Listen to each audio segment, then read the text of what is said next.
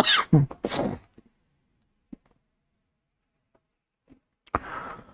Evening everybody, let's crack UPSC CSE Hindi में आप सभी का भरपूर स्वागत है। सीसेट की हमारी पहली क्लास जो कि कैलेंडर थी, हमने कंप्लीट कर दिया था रीजनिंग का पहला टॉपिक। आज हम सीसेट की दूसरी क्लास में कंप्लीट करेंगे रीजनिंग का दूसरा टॉपिक पासा। मुझे उम्मीद है कि रीजनिंग की जो कक्षाएं हैं नेक्स्ट वीक में 2 से 3 हो जाएगी, तो जल्द ही रीजनिंग कंप्लीट होगा। और फिर हम मैथ्स भी ऐसे ही चाहते हैं कि एक ही क्लास हो 1.5 घंटे 2 घंटे 2.5 घंटे की, लेकिन वो कंप्लीटली सारी चीजों को कवर कर सके। आज सुबह भी हमने क्लास ली थी इंटरनेशनल ऑर्गेनाइजेशन पर, उस क्लास को भी कंप्लीट करिएगा क्योंकि वहां से भी यूपीएससी कई बार सवाल पूछ चुकी है और पूछती रहती है। वो सारे सम्मेलन, सारे संगठन आपको एक ही जगह पर आसानी से मिल जाएंगे। आइए शुरुआत करते हैं सीसेट में रीजनिंग का दूसरा टॉपिक डाइस पासे से। पासे से पिछले साल सवाल नहीं था, लेकिन इस बार सवाल की मुझे लगभग गारंटी सी लग रही है। तो लगभग 99% पॉसिबिलिटी है कि इस बार पासे पर सवाल आना चाहिए, तो इस पर ध्यान देते चलिएगा। मंथली करंट अफेयर के नोट्स नहीं, मंथली करंट अफेयर अब कंप्लीट होगा बचे हुए महीनों का, पर अभी तब तक रीजनिंग पर बातचीत करते हैं। अपनी तैयारी की शुरुआत करिए भारत की सबसे बड़ी एजुकेटर टीम के साथ। इस समय 16 फरवरी तक अनअकैडमी आपको दे रही है बेहतरीन प्लस सब्सक्रिप्शन में 1 ईयर के लिए और फ्लैट 2500 डिस्काउंट जीएस के सब्सक्रिप्शन में। साथ ही साथ आइकॉनिक प्लस कॉम्बो और आइकॉनिक कॉम्बो में सीधा 32% का डिस्काउंट आपको दिया जा रहा है। हर सैटरडे आप सुबह के समय टेस्ट दे सकते हैं सीसेट पर अपने प्रैक्टिस सेशन के रूप में। Iconic subscription, personal coach, mains question answer practice, study planner जैसे स्पेशल कैरेक्टर के साथ है। कल सीसेट स्पेशल टेस्ट है, मैं पार्टिसिपेट कर सकता हूं, बट कल हो सकता है कि इसी टाइम पर कुछ क्लास अगर ऑफलाइन हुई तो बात अलग है, अन्यथा आप तैयार रहिएगा कि इस कॉम्पिटिटिव एग्जाम में हम भी मिलेंगे। हमारा refer code MK live use करते चलेंगे तो आपको हम दिख सकते हैं, तो तैयार रहिएगा कल हमारे साथ मैदान जंग में उतरने के लिए। बाकी MK लाइव रेफर कोड आप अनअकैडमी पर जब भी किसी भी प्रकार का सब्सक्रिप्शन ले रहे हैं तब आप ज्वाइन कर सकते हैं। हमारे इस रेफर कोड के माध्यम से आपके परिचय में भी कोई अनअकैडमी पर जब सब्सक्रिप्शन ले रहा हो तो आप उन्हें MK लाइव रेफर कोड जरूर सजेस्ट करिए इंस्टेंट 10% डिस्काउंट के लिए। आइए जीरो से शुरुआत करते हैं। सबसे पहले पासा नॉन वर्बल रीजनिंग का एक इंपॉर्टेंट टॉपिक है। पासा एक घन आकार की आकृति होती है जिस पर 1 से लेकर 6 तक के अंक होते हैं, लेकिन परीक्षक जब पासा बनाता है तो वो 1 से लेकर 6 तक के नंबर यूज कर सकता है, या A से लेकर F तक के अल्फाबेट यूज कर सकता है, या वो कोई सिंबल भी यूज कर सकता है। वैसे तो पासा डाइस को जनरली कहते हैं कि is a cube like structure on which numbers are mention from 1 to 6। पासा एक घन आकार की आकृति होती है जिस पर 1 से 6 प्रकार के नंबर मेंशन होते हैं। पर अगर मुझसे कोई पूछे कि पासा क्या है, तो मैं पासे को थोड़ा सा इस दृष्टिकोण से देखता हूं कि पासा जिसने भारत में एक नवीन युद्ध को, या भारत में एक सबसे बड़े युद्ध को जन्म दिया, पासा जिसने भारत के इतिहास में उन शूरवीरों को मौका दिया पराक्रम दिखाने का जो शायद अगर पासा नहीं होता तो पराक्रम नहीं दिखा पाते।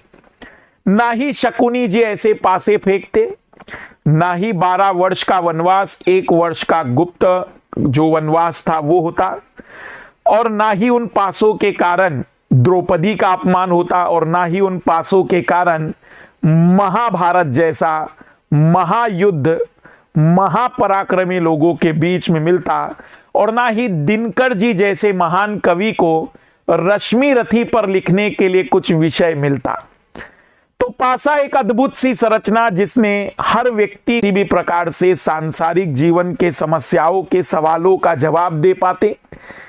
तो कर्म युद्ध ही सही, बट पासे के कारण इस भारतवर्ष में वो बहुत कुछ देखा, सुना, समझा, जाना, जिसके लिए आज कहीं न कहीं हर भारतीय महसूस करता है कि हां, वो भी एक अद्भुत और अलौकिक ज्ञान है। तो पासे का वर्णन अगर हम करने बैठे तो बहुत कुछ लिखा जा सकता है, बहुत कुछ बताया जा सकता है, बट यहां पासे में हम कुछ अलग बात करेंगे। सबसे पहले तो मैं देखूं कितने लोग थोड़ा इतिहास भी जानते हैं। क्या खासियत थी शकुनी के पासों में? जब वो पासे का खेल होता था तो 2 पासे फेंके जाते थे। क्या खासियत थी शकुनी के पासे में?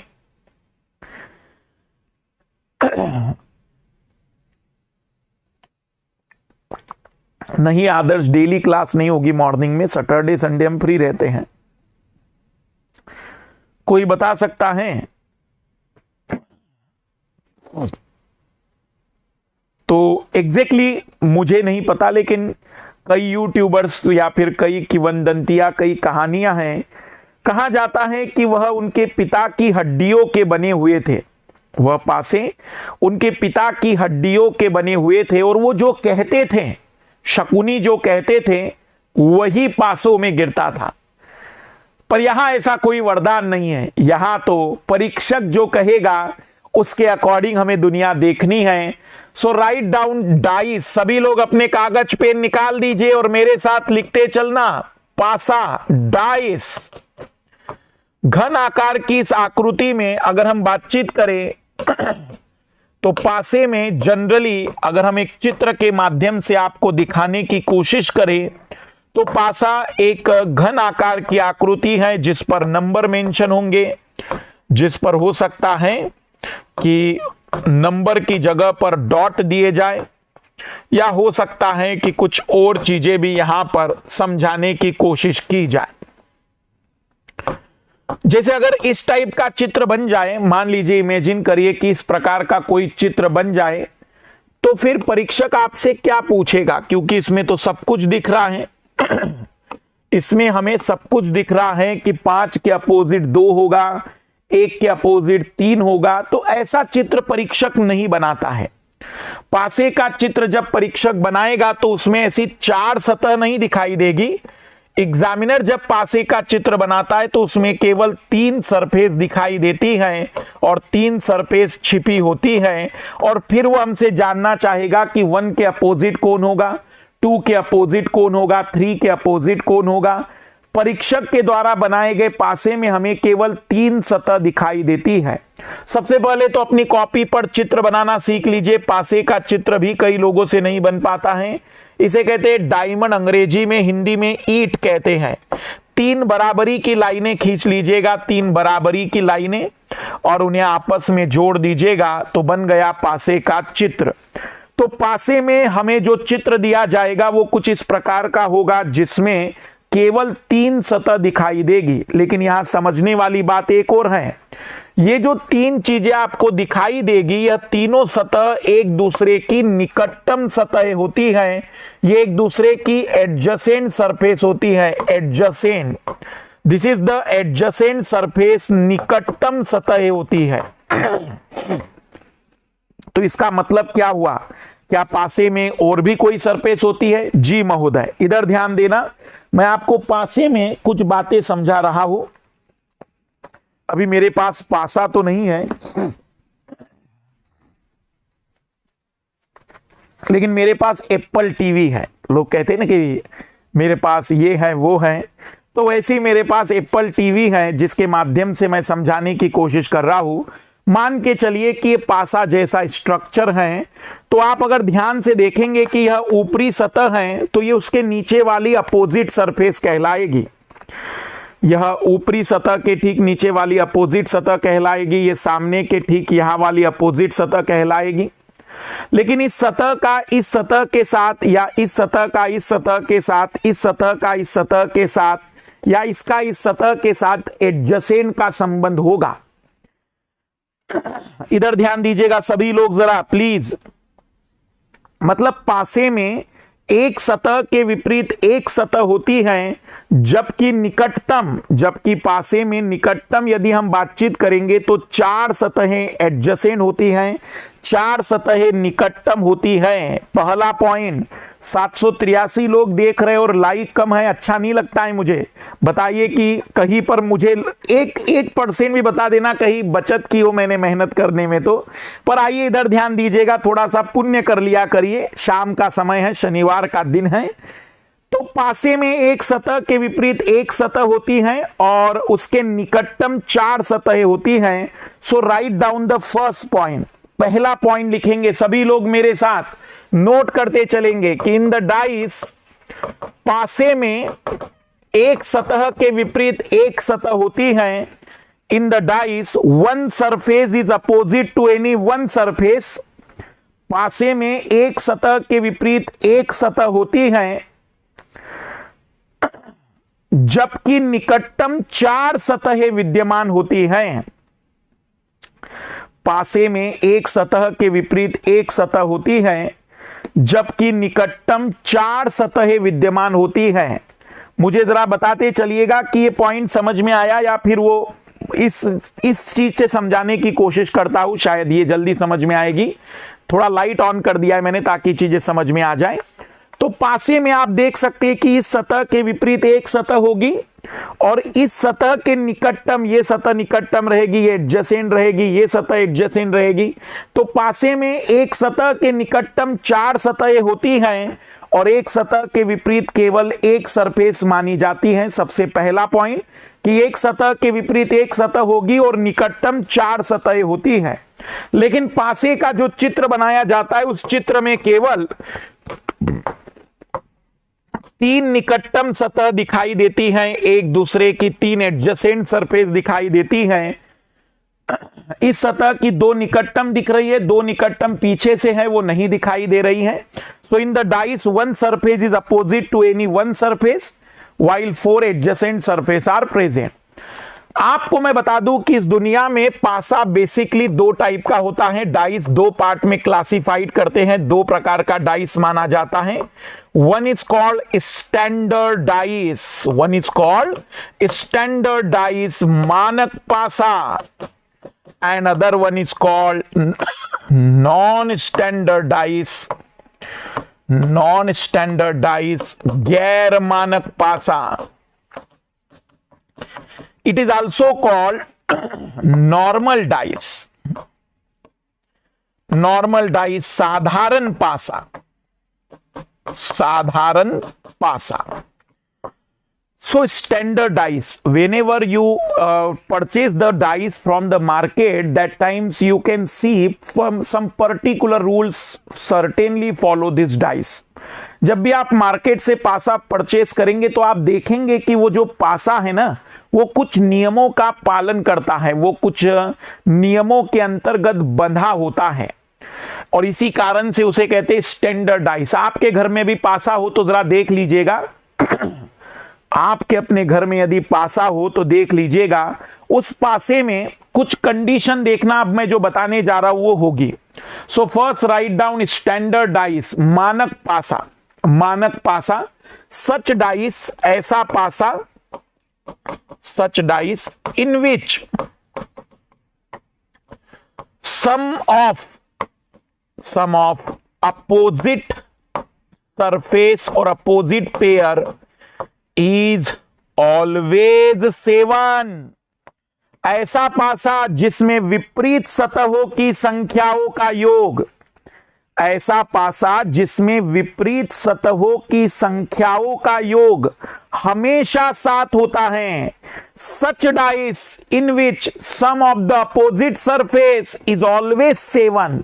आप अपने घर के उस पासे को यदि देखेंगे, कभी मार्केट से खरीद कर देखना, 2-3 रुपए का, 10 रुपए का मिल जाता होगा, तो उसमें 1 के अपोजिट 6 डॉट होंगे, 2 के अपोजिट 5 डॉट्स होंगे और 3 के अपोजिट में 4 डॉट होंगे, क्योंकि इसी सिचुएशन में sum of the opposite pair is always 7। That means मानक पासा बड़ा सिंपल है। मानक पासे में विपरीत सतहों की संख्याओं का योग 7 होता है। स्टैंडर्ड डाइस में 1 के अपोजिट 6 होगा, that it means in that case sum of the opposite pair is 7। 2 के अपोजिट 5 होगा, 3 के अपोजिट 4 होगा। Always remember in the standard dice sum of the opposite surface is always 7। विपरीत सतहों की संख्याओं का जोड़ हमेशा हमेशा 7 होता है। बट प्रॉब्लम क्या है? जहां प्रॉब्लम नहीं हो वही तो प्रॉब्लम है। प्रॉब्लम यही है कि एग्जामिनर आपसे यह सवाल नहीं पूछेगा, क्योंकि इसमें पूछने जैसा क्या बच गया। अगर आपको पता है कि अपोजिट सरफेस का जोड़ हमेशा 7 होता है तो कोई भी बता देगा। आपसे पूछे कि 2 के अपोजिट तो आप कहेंगे 5, 3 के अपोजिट 4, 1 के अपोजिट 6, 6 के अपोजिट 1, बात एक ही रहेगी। बट यहां एक छोटा सा प्रॉब्लम है जो मैं बता दूं। हमें यह तो पता है कि अपोजिट का सम 7 होता है, लेकिन यहां एक बड़ा प्रॉब्लम है। यहां एक बड़ा प्रॉब्लम है। हमें एग्जामिनर जो डायग्राम दे रहा है ना, डायग्राम, उस डायग्राम में कहीं अपोजिट पेयर नहीं दिख रही है, कहीं विपरीत जोड़ी नहीं दिख रही है। तो ये डायग्राम हम कैसे बता दें कि स्टैंडर्ड है क्या नहीं है, क्योंकि अपोजिट तो दिखता ही नहीं है। तो जनरली माना जाता है कि अगर एग्जामिनर एक क्वेश्चन में 2 या 3 डायग्राम आपको दिखाता है, ध्यान से सुनना, एक क्वेश्चन में जब पासे पर क्वेश्चन बनेगा तो एक क्वेश्चन में 3 to 4 डायग्राम आपको देगा। अगर एडजेसेंट का कहीं पर भी सम 7 नहीं आए सारे डायग्राम में, तो समझ जाना कि वो स्टैंडर्ड डाइस है। फिर जैसे यहां चेक करिए, 5 and 4 9, 5 and 1 6, 1 and 4 5, कहीं पर भी सम नजदीक का 7 नहीं होगा। कंफ्यूज मत होइए। स्टैंडर्ड में अपोजिट तो गारंटेड 7 होता है, बट नजदीक कभी 7 नहीं होता है। और अगर किसी भी डायग्राम में, एक में नहीं, एक क्वेश्चन के अंदर आने वाले सभी डायग्राम में, please point to be noted milord, in all diagrams, सभी चित्रों में अगर आपको लगता है कि सम 7 नहीं आ रहा है नजदीक के किन्हीं भी 2 सरफेस का, तो आप कह देना कि फिर वो स्टैंडर्ड माना जाएगा। अपोजिट का जोड़ तो 7 होगा, लेकिन नजदीक का जोड़ कभी भी 7 नहीं होगा। So tell me, in the both diagram आप किसे कहेंगे कि वो स्टैंडर्ड है? ए और बी हैं, आप किसे स्टैंडर्ड कहेंगे? टेल मी, ए और बी में किसे स्टैंडर्ड कहेंगे आप लोग?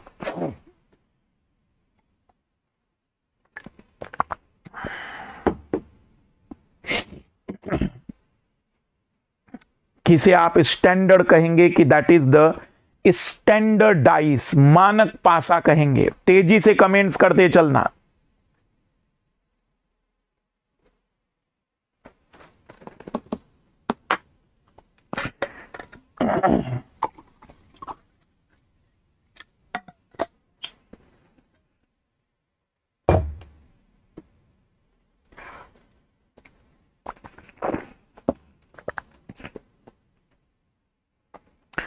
स्टैंडर्ड, बहुत बढ़िया, बहुत सारे लोग बहुत सही तरीके से 3 and 1 4, 5 and 1 6, 5 and 3 8, सम 7 नहीं है। स्टैंडर्ड 4 and 2 6, 10 और 8, कहीं पर भी सम 7 नहीं है। स्टैंडर्ड, दोनों ही डाइस स्टैंडर्ड को शो कर रहे हैं। दोनों ही पासे मानक पासे के चित्र माने जाएंगे।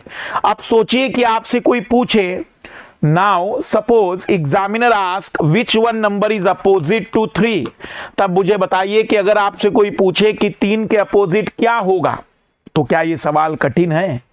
भगवान करे ऐसे ही 10 सवाल आ जाए सी सेट में।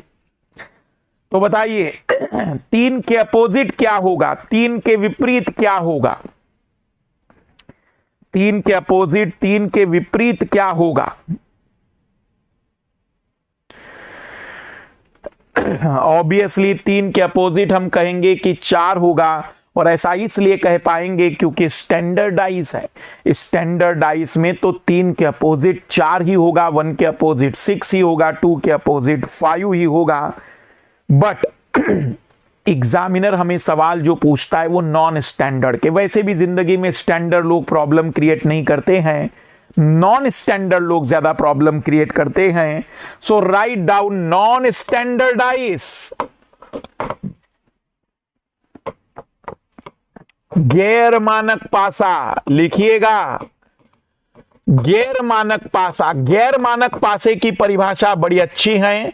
If in the dice sum of any two adjacent surface, sum of any two adjacent surface is 7, यदि पासे में किन्हीं भी दो निकटतम सतहों की संख्याओं का योग, दो निकटतम सतहों की संख्याओं का योग, दो निकटतम सतहों की संख्याओं का योग 7 है, 7 है, तो उसे गैर मानक पासा कहेंगे। गैर मानक पासा, कंफ्यूज मत होइए, मैं समझ रहा हूं कुछ लोगों के चेहरे भयानक हुए होंगे। If in the dice sum of any two adjacent surface is 7, then it is a non-standard dice or normal dice। बड़ा सिंपल सा लॉजिक है, बड़ा सिंपल सा लॉजिक, और तेजी से मुझे कमेंट्स करके बताना कि आपको समझ में आ गया। स्टैंडर्ड डाइस में अपोजिट का जोड़ हमेशा 7 होता है, और नॉन स्टैंडर्ड में नजदीक का जोड़ 7 होगा। नॉन स्टैंडर्ड में नजदीक का जोड़ 7 होगा। तो बड़ा सिंपल सा लॉजिक है, नजदीक का जोड़ 7 है तो नॉन स्टैंडर्ड, और अपोजिट का जोड़ 7 है तो स्टैंडर्ड। इस पॉइंट को क्या आप लोग समझ पाए हैं? अपोजिट का जोड़ 7 होना चाहिए तो स्टैंडर्ड हो जाएगा, और नजदीक का जोड़ 7 होना चाहिए तो नॉन स्टैंडर्ड हो जाएगा। इसका मतलब यह हुआ कि आपको अपने प्रश्न में किसी भी पासे के चित्र में, किसी भी डाइस के डायग्राम में 2 3 5 दिख जाए, 4 1 3 दिख जाए, 6 1 5 दिख जाए, दैट मीन्स आपको 5 और 2 की जोड़ी दिख जाए, कहीं पर भी 5 और 2 की जोड़ी दिख जाए, 3 और 4 की जोड़ी दिख जाए, 6 और 1 की जोड़ी दिख जाए, यदि आपकी आंखों को ये जोड़ियां दिख रही हैं, यदि आपकी आंखों को ये पेयर दिख रही हैं, तो डिक्लेयर कर दीजिएगा कि यह नॉन स्टैंडर्ड डाइस का डायग्राम होगा, यह गैर मानक पासे का चित्र होगा। क्या सीखा हमने अभी तक? पहला पॉइंट सीखा कि स्टैंडर्ड में अपोजिट का जोड़ हमेशा 7 होता है, जबकि नॉन स्टैंडर्ड में नजदीक का जोड़ 7 होता है। दैट मींस नॉन स्टैंडर्ड में या तो आपको 1 और 6 की जोड़ी दिखाई देगी, या तो 3 और 4 की जोड़ी दिखाई देगी, या 2 और 5 की जोड़ी दिखाई देगी। कोई ना कोई आपको जोड़ी गारंटेड दिखाई देगी जो कि 7 का जोड़ दर्शा रही होगी। बट यहां एक प्रॉब्लम है, like in the standard dice certainly we know 1 is opposite to 6। in the standard dice certainly opposite to 1 is 6, 1 के विपरीत 6 होता है, but in the non standard dice it is not defined, therefore maybe 2 3 4 5 और 6। हमें ये नहीं पता कि 2 3 4 5 6 में कौन अपोजिट होगा। तो नॉन स्टैंडर्ड डाइस में 1 के अपोजिट कुछ भी हो सकता है, कुछ भी 6 भी हो सकता है जी महोदय, 6 भी हो सकता है 1 के अपोजिट 6 और 2 के अपोजिट 4 हो जाए, क्योंकि स्टैंडर्ड में तो सब पेयर होती है 7 की, हो सकता है एक पेयर 7 हो, नॉन स्टैंडर्ड में चलता है। तो 1 के अपोजिट कुछ भी हो सकता है। और इसीलिए महोदय एग्जामिनर इसी में से आपसे सवाल पूछता है। मैंने इन नॉन स्टैंडर्डाइज के लिए 3 नियम बनाए हैं, 3 गोल्डन रूल, और मैं एक दावा करता हूं कि ये 3 गोल्डन रूल यदि आपको पता है तो आप लाखों सवाल हल कर लेना, लाखों कह रहा हूं मैं, लाखों। ये 3 गोल्डन रूल याद कर लेना, आपका एक क्वेश्चन भी गलत नहीं होगा। और यदि क्वेश्चन गलत हो जाए तो इसका एक ही कारण हो सकता है, किताब वाले ने आंसर गलत दिया होगा, बट क्वेश्चन के गलत होने की गुंजाइश नहीं बचती है। तो राइट डाउन 3 गोल्डन रूल, 3 मूलभूत नियम, 3 गोल्डन रूल। पहला नियम बड़ा खूबसूरत, पहला नियम एडजेसेंट रूल, निकटतम का नियम। Right down the first rule, निकटतम का नियम, adjacent rule, adjacent rule, adjacent rule. मेरी बात ध्यान से सुनना, मुझे एक बात बताइएगा, तेजी से जरा जवाब दीजिएगा। एक छोटी सी बात बताइएगा मुझे, पासे में मान लीजिए कि कोई पर्टिकुलर नंबर यहां लिखा गया है, तो पासे में वो पर्टिकुलर नंबर जो यहां लिखा गया होगा वो कहीं और भी होगा क्या?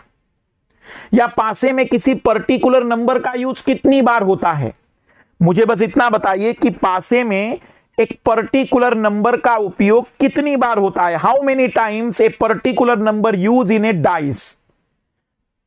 एक निश्चित संख्या का उपयोग कितनी बार किया जाता है पासे में?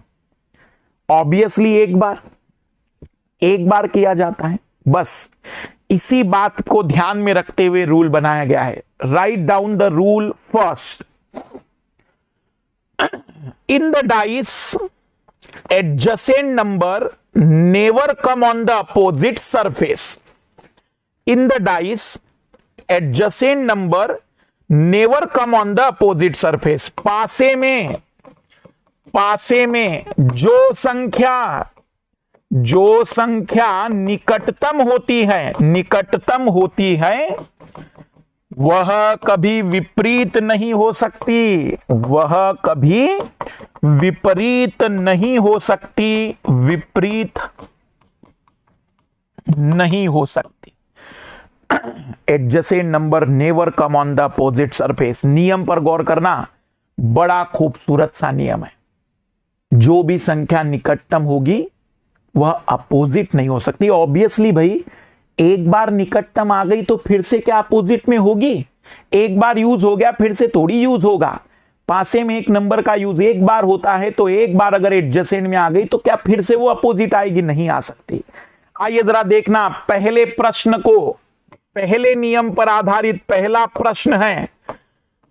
इन द गिवन डाइस डायग्राम, दिए गए पासे के चित्र में, which one number opposite to 3, दिए गए पासे के चित्र में 4 के अपोजिट कौन सी 3 के अपोजिट कौन सी संख्या होगी? 3 के अपोजिट कौन सी संख्या होगी?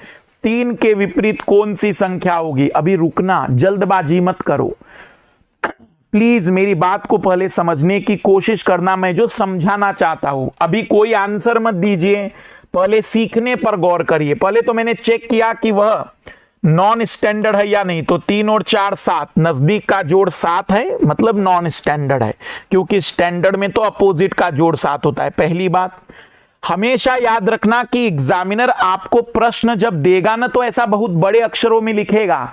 नीचे पासे के 2 चित्रों को दिया गया है, वो एक ही पासे के 2 चित्र हैं, उसका अध्ययन कर ज्ञात कीजिए कि 3 के विपरीत क्या होगा। तो जरा सभी लोग मेरी बात ध्यान से सुनिएगा, ध्यान से सुनना सिखा रहा हूं मैं।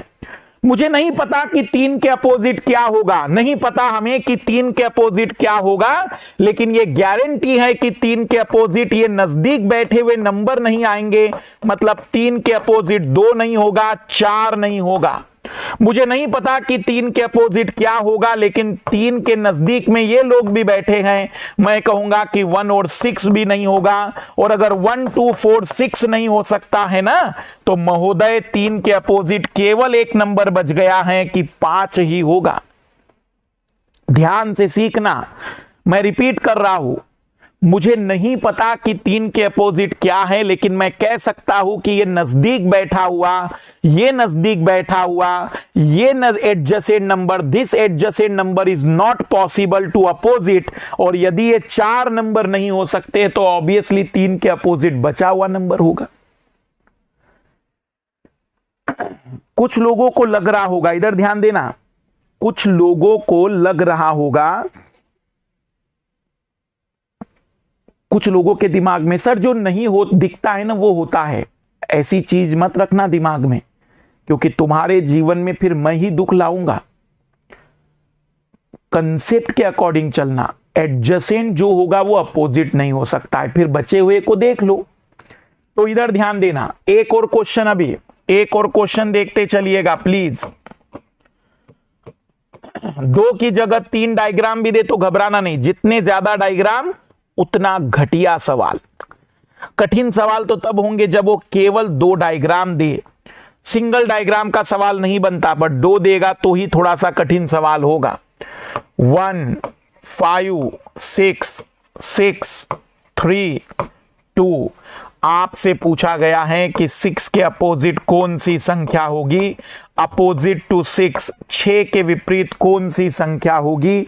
और 6 and 1 7 नॉन स्टैंडर्ड है, किसी एक चित्र में भी नॉन स्टैंडर्ड दिख गया तो आपको कहना पड़ेगा कि वह नॉन स्टैंडर्ड डाइस है, वह गैर मानक पासा है। तो बताइए मुझे कि 6 के विपरीत कौन सी संख्या होगी, और बिल्कुल फास्ट।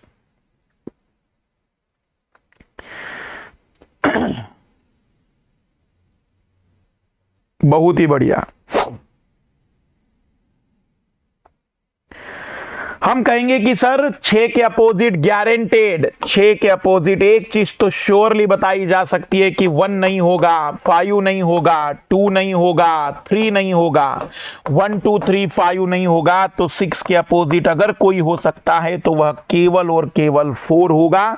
बड़ा मजेदार नियम है, और नियम यह कहता है कि हमें नहीं पता महोदय कि अपोजिट में क्या होगा, लेकिन ये श्योरिटी है कि जो नजदीक है वो तो नहीं होंगे। एक आखिरी क्वेश्चन ABCD वाला देख लेते हैं कि ए से लेकर एफ तक के अक्षर यूज किए गए हैं, ABCDEF, और हमसे पूछा जा रहा है कि बी के विपरीत कौन सा नंबर अल्फाबेट होगा, बी के विपरीत कौन सा अक्षर होगा। और याद रखना, जब भी अक्षरों वाला सवाल आएगा तो वहां चेक मत करना कि स्टैंडर्ड है कि नॉन स्टैंडर्ड, क्योंकि स्टैंडर्ड और नॉन स्टैंडर्ड की लड़ाई केवल और केवल वहीं पर होती है जहां पर नंबर की बात आती है। ये चित्र हमेशा नॉन स्टैंडर्ड के माने जाएंगे। तो बताइएगा कि बी के अपोजिट कौन सा अक्षर होगा, बी के विपरीत कौन सी संख्या होगी।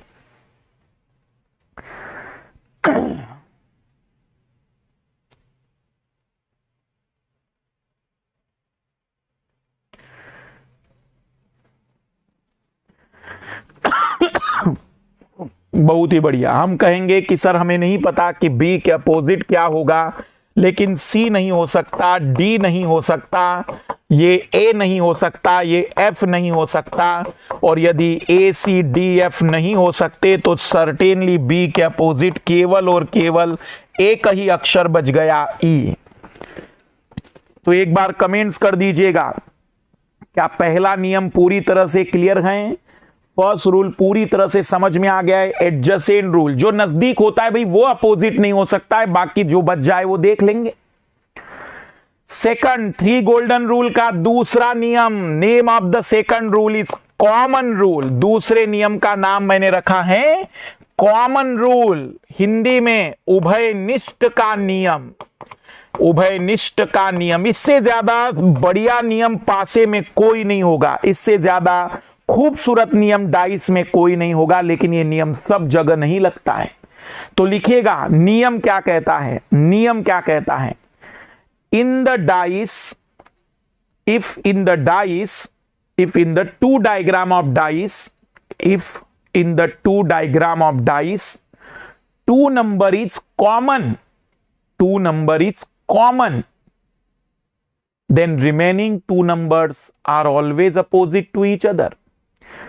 यदि पासे के दो चित्रों में, यदि पासे के दो चित्रों में दो संख्याएं कॉमन हैं, यदि पासे के दो चित्रों में दो संख्याएं कॉमन हैं, दो चित्रों में दो संख्याएं कॉमन हैं, तो शेष बची दोनों संख्याएं हमेशा एक दूसरे के विपरीत होगी। तो शेष बची दोनों संख्याएं हमेशा एक दूसरे के विपरीत होगी। If two number is common in the two diagram of dice, then remaining two number is always opposite to each other।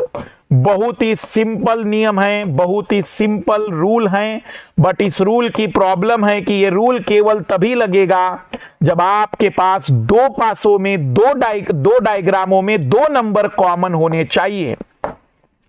Like in this question हमसे पूछा गया है कि दिए गए डायग्राम में 2 के अपोजिट क्या होगा। 2 के अपोजिट पूछा गया है, 2 के अपोजिट।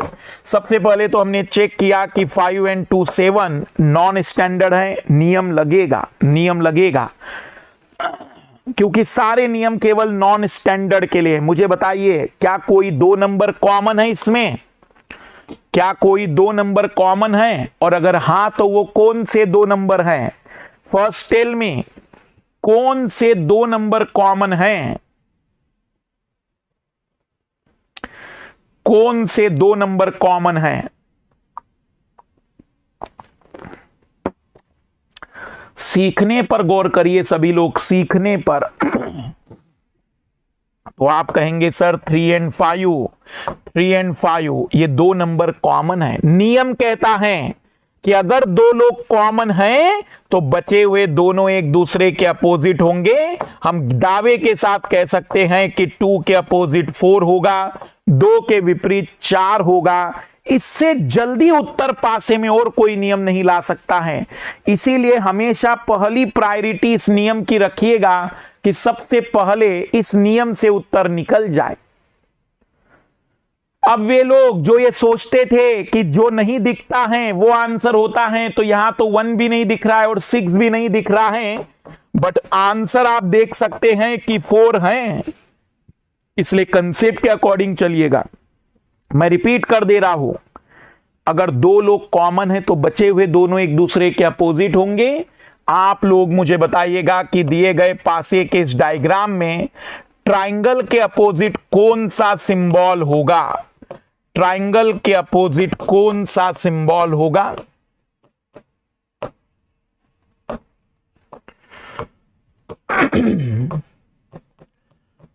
ट्राइंगल के अपोजिट कौन सा सिंबल होगा?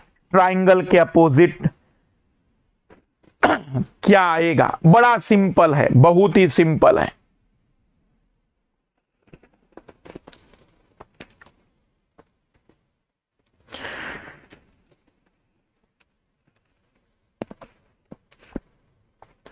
सीबीआई एटीट्यूड कह रहा है कि मुझे ऊपर से बाउंस हो रहा है। अगर इतनी घटिया चीज ऊपर से बाउंस हो रही है तो ये सीबीआई का एटीट्यूड नहीं है, ये बल्कि सीबीआई से भी मतलब बहुत ऊंची चीज हो गई। ये तो मूर्खों का एटीट्यूड है। पहला नियम हमने बताया कि पासे में जो नजदीक होता है वो अपोजिट नहीं होगा, और दूसरा नियम बताया कि अगर दो लोग कॉमन है तो बचे हुए दोनों अपोजिट होंगे। दिमाग खुलना क्या इसमें? सोचो कि ये नियम किसी को समझ में ना आए तो आप उसे क्या कहेंगे?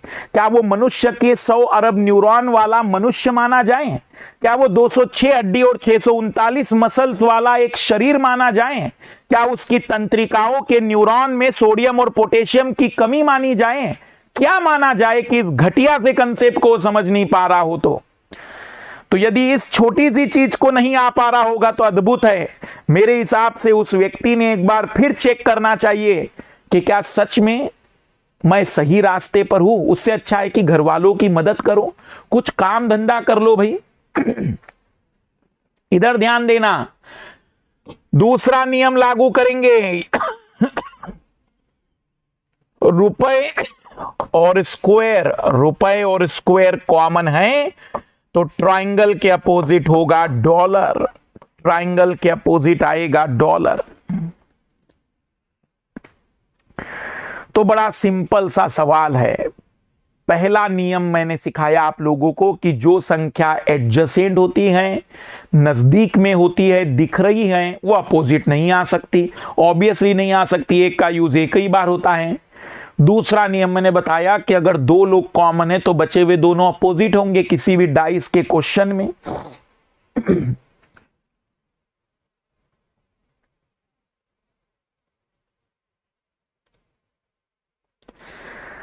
अब जरा गौर करते हैं तीसरे नियम पर। तीसरे नियम को मैं ब्रह्मास्त्र कहता हूं, ब्रह्मास्त्र। मेरी बात ध्यान से सुनना। थर्ड रूल, इसे मैं पासे का ब्रह्मास्त्र मानता हूं। आज तक मतलब आज 12 साल हो गए इस टॉपिक को कंटिन्यूअसली मुझे पढ़ाते हुए, लाखों स्टूडेंट्स को, लाखों कह रहा हूं मैं, लगभग 2.5 महीने अभी तक नहीं, कुछ तो 18 से 20 लाख स्टूडेंट्स को पढ़ाया होगा। और उन भीड़ में से आज तक कोई ऐसा स्टूडेंट नहीं रहा जो डाइस में कोई ऐसा सवाल लेकर आए जो मेरे तीसरे नियम से हल ना हो। कंडीशन है कि वो पहले दूसरे से भी नहीं हो रहा है, तीसरे नियम से भी हल ना हो। इसे मैं ब्रह्मास्त्र कहता हूं। और यदि आप में से कोई व्यक्ति ऐसा सवाल लेकर आ जाए जो तीसरे नियम से हल ना हो, तो वो सवाल गलत होगा। ऐसा हो नहीं सकता, ऐसा हो नहीं सकता कि वो सवाल हमारे तीसरे नियम से हल ना हो। तीसरे नियम का नाम है रोटेशनल रूल, घूर्णन का नियम। रोटेशनल रूल, घूर्णन का नियम। रोटेशनल रूल, घूर्णन का नियम। रोटेशनल रूल, घूर्णन का नियम।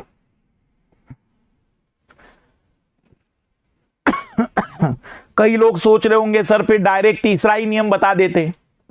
ब्रह्मास्त्र का उपयोग सोच समझ के किया जाता है, हर बार ब्रह्मास्त्र नहीं चलाया जाएगा।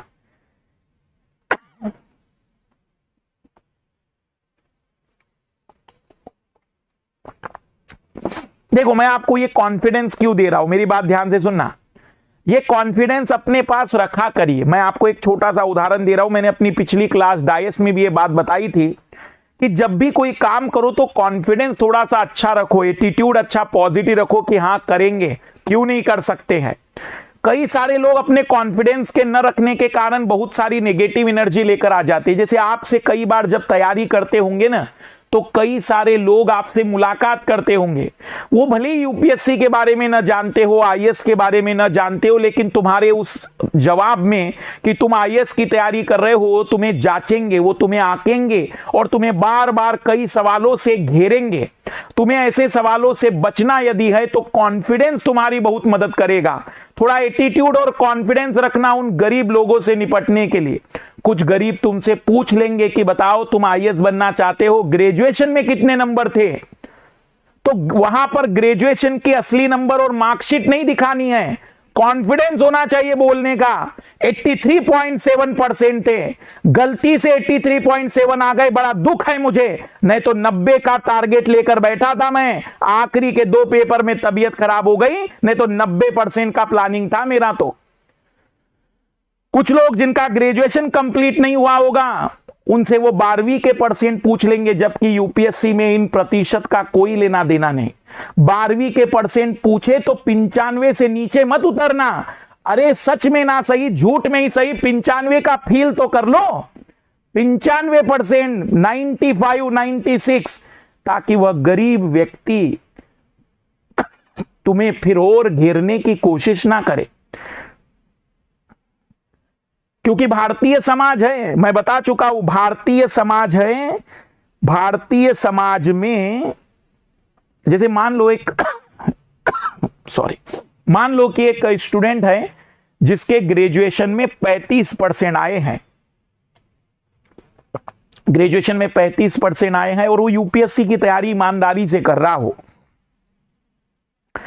तो आपको लगता है कि कोई परिवार आसपास के लोग कहेंगे कि बहुत बड़ी हिम्मत है तुम में, 35% ग्रेजुएशन में होकर भी तुमने इतना बड़ा ख्वाब देखा, अच्छी बात है? नहीं, वे सब के सब कहेंगे कि अपने आप को देख तो लो, तुम्हें लगता है कि तुमसे कभी आईएएस हो पाएगा, तो वो मनोबल गिराएंगे। तो ऐसे लोगों के मनोबल को गिराने का बढ़िया तरीका है कि एक कॉन्फिडेंस वाला मनोबल ऐसा दिखे कि सामने वाला व्यक्ति कुछ पूछ ही ना पाए।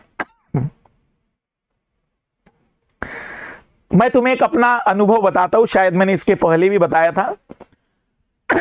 कई बार तो जो लोग मुझसे मिलने आते हैं और अचानक उनको पता चले कि मैं यूपीएससी के विद्यार्थियों को पढ़ाता हूं, पिछले 12 वर्षों में इतने विद्यार्थियों का सिलेक्शन मैंने करवाया है, तो वो मुझ पर भी डाउट करते हैं और वो क्या कहते हैं कि आपने क्या किया है।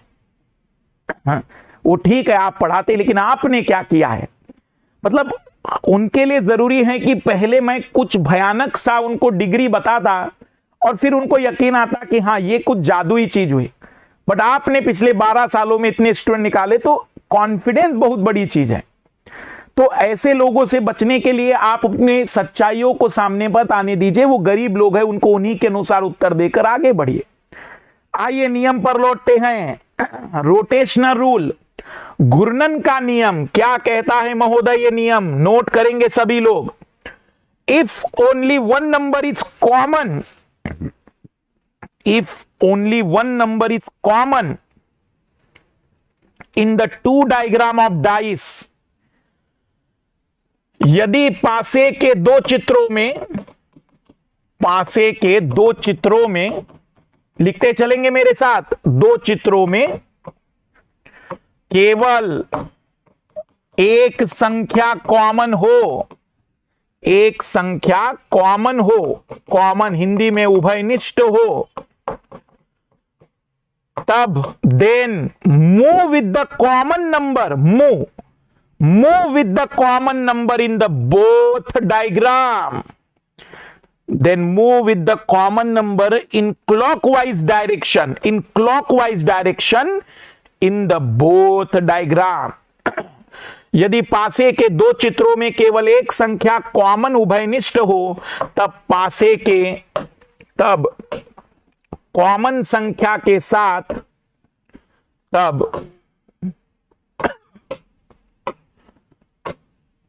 तब उभयनिष्ठ संख्या के साथ, उभयनिष्ठ संख्या के साथ घड़ी की दिशा, घड़ी की दिशा मतलब घड़ी के सुइयों की दिशा में घूमिए दोनों चित्रों में, दोनों चित्रों में। यदि पासे के दो चित्रों में केवल एक संख्या उभयनिष्ठ है, तब उस कॉमन संख्या के साथ घड़ी की दिशा में घूमिए दोनों चित्रों में। If only one number is common in the two diagram of dice, then move clockwise with the common number in the both diagram. देखना बड़ा खूबसूरत नियम है, घबराइए नहीं।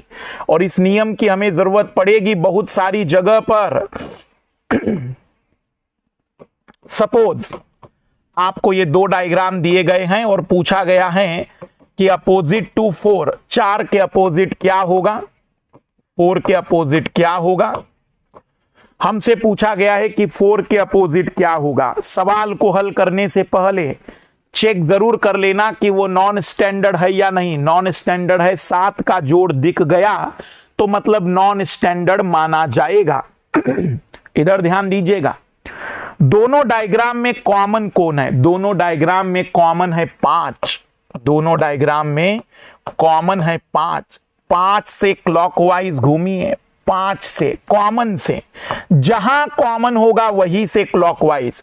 तो सबसे पहले 5, फिर 4 और फिर 3, फिर 5, फिर 6 एंड देन 1।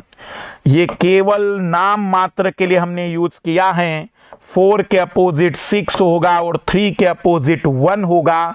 हमसे पूछा गया था 4 के अपोजिट, तो आंसर आ जाएगा कि 4 के अपोजिट 6 होगा। फिर से समझा रहा हूं, घबराना नहीं। पहले तो कॉमन 5 है, ये तो क्लियर है कि कॉमन 5 है। फिर 5 से घड़ी की दिशा, घड़ी की मतलब घड़ी की सुई जो चलती है उस डायरेक्शन की बातचीत कर रहे हैं हम लोग। घड़ी की सुई में चलिए 5 4 3, 5 4 3, फिर 5 6 1 और 4 के अपोजिट 6, 3 के अपोजिट 1। अगर 3 के अपोजिट पूछा तो उत्तर दे देना 1, लेकिन पूछा था 4 के अपोजिट तो हम कहेंगे 4 के अपोजिट 6 होगा।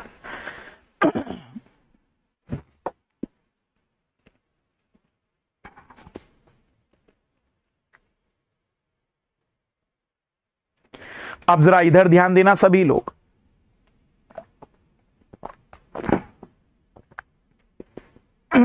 इधर ध्यान देना सभी लोग प्लीज।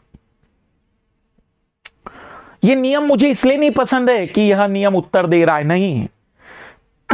यह नियम केवल उत्तर नहीं देता है, आपको पासे के बारे में सब कुछ बता देता है। भाई मुझे एक बात बताओ, आपको पता है कि 4 के अपोजिट 6 है, आपको पता है कि 3 के अपोजिट 1 है, तो दो पेयर आपको पता है कि 4 के अपोजिट 6 हैं, 3 के अपोजिट 1 है, तो दो ही तो पेयर बच गई, दो ही तो जोड़ियां बच गई, दो ही तो नंबर बच गए। तो दो नंबर अगर बच गए तो यह भी क्लियर हो गया कि 5 के अपोजिट 2 होगा, 5 के अपोजिट 2 होगा।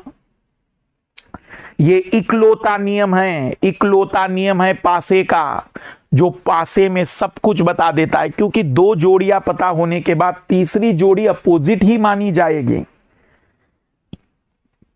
मुझे बताइएगा, दिए गए पासे के चित्र में अक्षर ए के अपोजिट में कौन आएगा? ए के अपोजिट कौन सा अक्षर आएगा?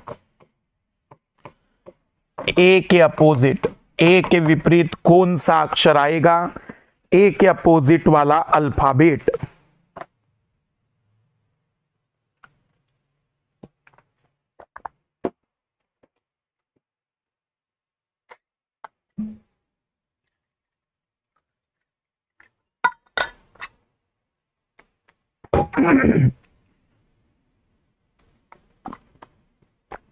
तो मैं तीनों नियम क्लियर कर दूंगा एक बार रिवाइज करके।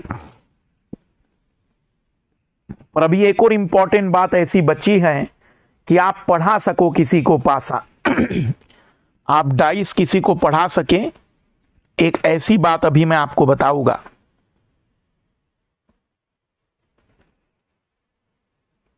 इधर ध्यान देना सभी लोग। हम कहेंगे कि ऑब्वियसली कॉमन दोनों में जो अक्षर हैं वो एफ है, तो एफ से क्लॉकवाइज FEA, FDB,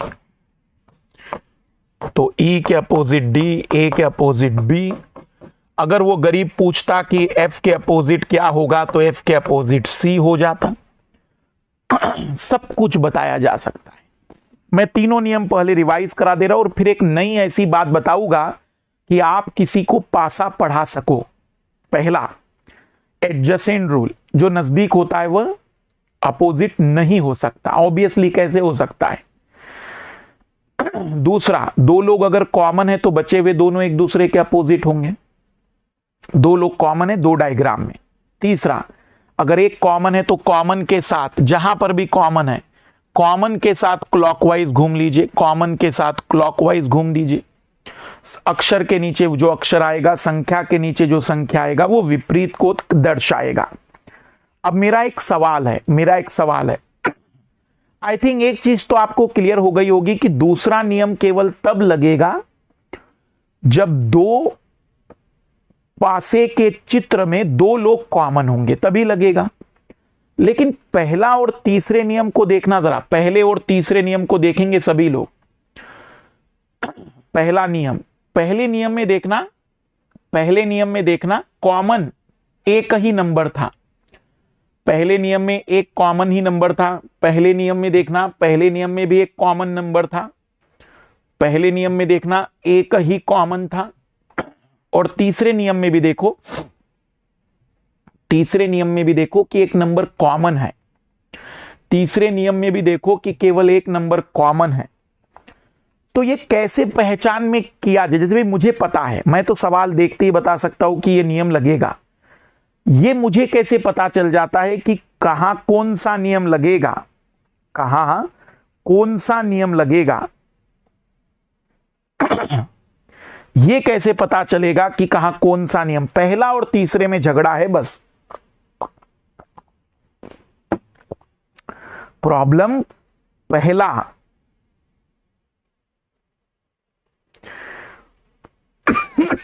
पहला और तीसरा नियम।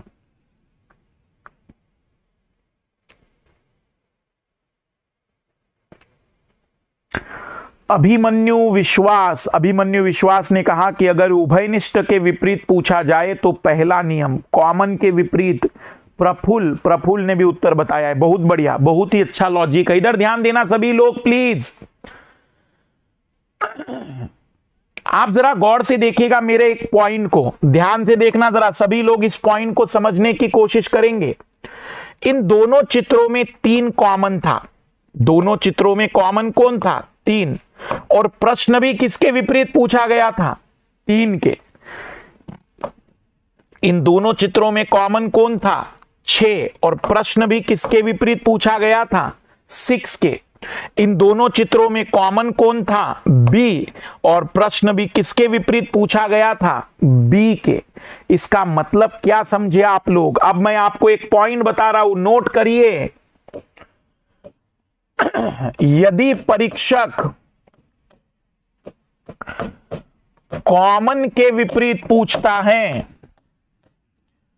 कॉमन के विपरीत पूछता है, तो पहला नियम उपयोगी होगा।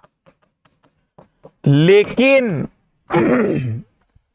यदि परीक्षक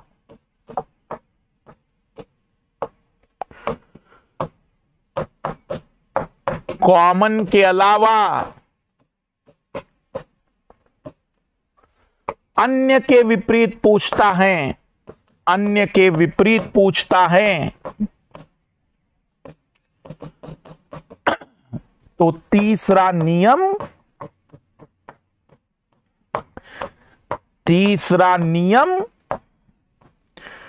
उपयोगी होगा। If examiner asks about opposite the common number, then use first rule. But if examiner asks opposite to the uncommon number, then use third rule. आप देख सकते हैं मैंने यहां जो अक्षर पूछा था ए के अपोजिट, लेकिन कॉमन तो एफ था, लेकिन मैंने ए के अपोजिट पूछा था। यहां कॉमन 5 था, लेकिन मैंने 4 के अपोजिट पूछा था। तो बड़ा सिंपल सा लॉजिक है। पहला नियम हमें तब यूज करना है जब एग्जामिनर कॉमन के अपोजिट पूछे, और दूसरा नियम हमें तब यूज करना है जब 2 लोग कॉमन हो। तीसरा नियम हमें तब यूज करना है जब एग्जामिनर कॉमन के अलावा किसी के अपोजिट पूछे। ये फोटो खींच लीजिएगा, स्क्रीनशॉट ले लीजिएगा, जरूरी है, बहुत ही इंपॉर्टेंट है ये। अब मैं आपको 5 सवाल दे रहा हूं। यदि 5 प्रश्नों के सही उत्तर आ गए तो समझ जाना कि अब इस ब्रह्मांड में पासे के प्रश्नों में आपको कोई दुख नहीं देगा। अगर 4 ही प्रश्न सही आए तो एक बार फिर से वीडियो देख लेना। अगर 3 प्रश्न आए तो इसका मतलब कि 2 बार वीडियो देखना है। पर यदि किसी के भी केवल 2 सही आए तो माना जाएगा कि शरीर उसका यहां है, लेकिन आत्मा आज भी भटक रही है, क्योंकि वह आज भी अपनी आत्मा को अपने शरीर में स्थिर नहीं कर पाया है। आइए जरा इधर देखिएगा। 5 प्रश्न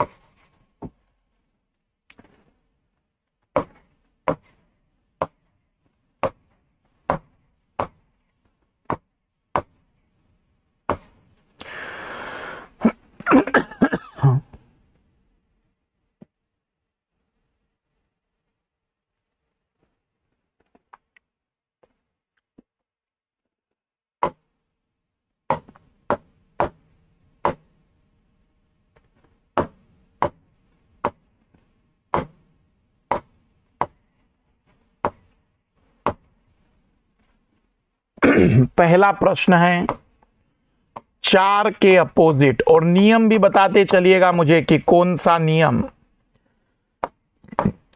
C के अपोजिट,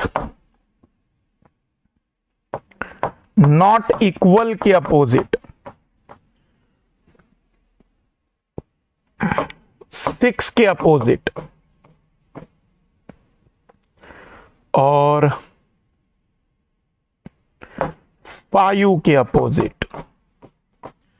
5 प्रश्न हैं आपके पास, पांचों को सॉल्व करिए, पांचों प्रश्नों को हल करिए।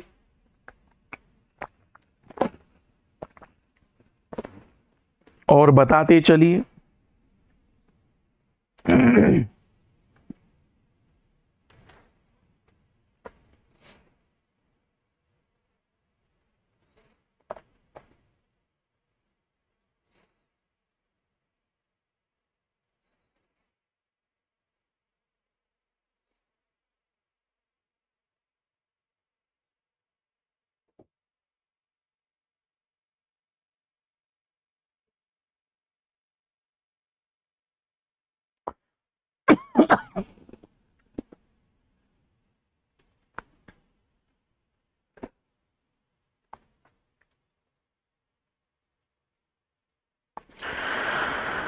पांचों का आंसर बताते चलिए, पांचों का आंसर बताते चलिए।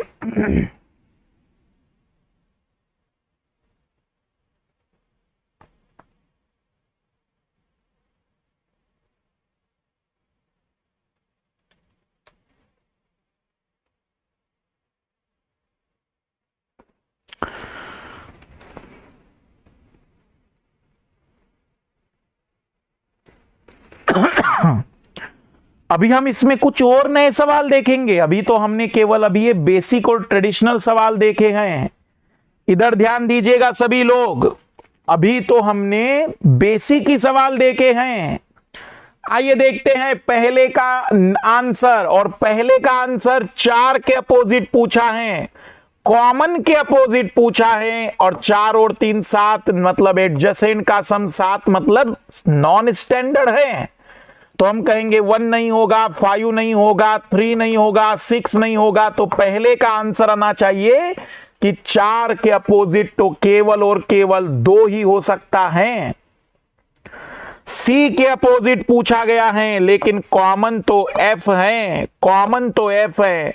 तो एफ से क्लॉकवाइज एफ बी ए, एफ से क्लॉकवाइज एफ डी सी। हम कहेंगे कि सी के अपोजिट अगर कोई होगा तो वह केवल और केवल ए हो सकता है। दूसरा नियम, 2 लोग कॉमन है, ट्राइंगल सर्कल, ट्राइंगल सर्कल, तो नॉट इक्वल के अपोजिट आ जाएगा इक्वल, नॉट इक्वल के अपोजिट आ जाएगा इक्वल। चौथे का आंसर बताइए जरा, चौथे का आंसर क्या आ रहा है? देखो मैं जरा कितने लोगों का आंसर आया है। चौथे का आंसर बताइए हमें जरा।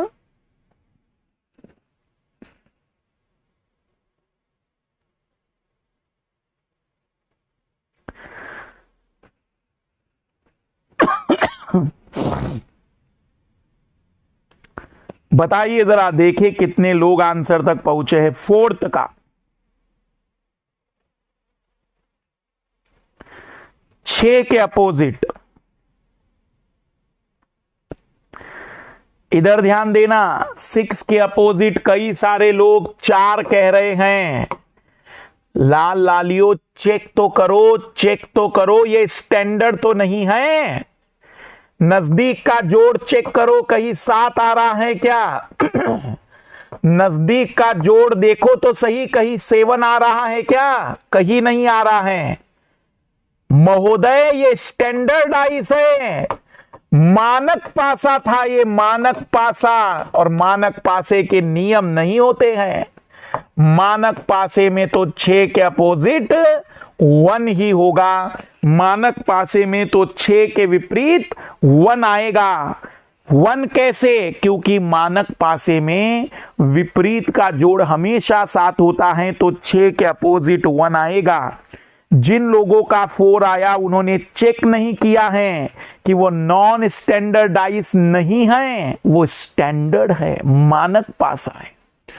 यहां पर 5 के अपोजिट मैं हमेशा ही ऐसे दो चित्र, कोई भी दो चित्र चुन लीजिए जहां तुम्हारा नियम लग रहा हो, और मैं कोशिश करता हूं दूसरा नियम।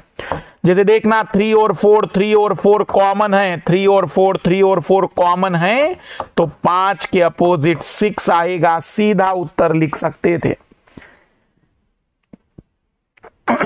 5 के अपोजिट 6 आएगा, 5 के विपरीत 6 आएगा, दूसरे नियम से आंसर निकल जाएगा। इसकी कोई जरूरत नहीं, कोई मतलब नहीं, हमें कोई भी दो चाहिए। जैसे आप चाहे तो इन दो को यूज करके ब्रह्मास्त्र लगा दीजिए, रोटेशनल रूल लगा दीजिए, तो भी उत्तर आ जाएगा। एक बार जरा कमेंट्स करिएगा कितने लोग हैं जिनके 5, 4, 3 आए हैं। बाकी हम नहीं जानना चाहते कि किसकी आत्मा भटक रही है। तो पहले का आंसर 2, दूसरे का A, तीसरे का इक्वल, चौथे का 1 और पांचवे का 6 आएगा, क्योंकि ये स्टैंडर्डाइज था। अब आइए मैं आपको कुछ नए सवालों से मुलाकात करा रहा हूं। एग्जामिनर को भी पता चल गया है आजकल, तो आजकल एग्जामिनर कुछ नए सवाल देने लगा है। जैसे कि ये सवाल छत्तीसगढ़ पीसीएस में आया हुआ सवाल था, ये बढ़िया प्रश्न पूछा था।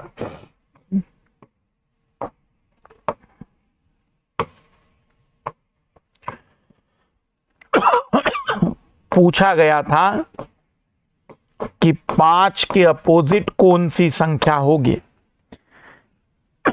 इन दिस डायग्राम अपोजिट टू 5।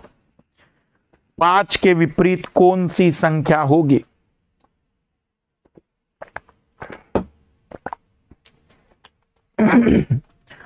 पांच के अपोजिट कौन सी संख्या होगी?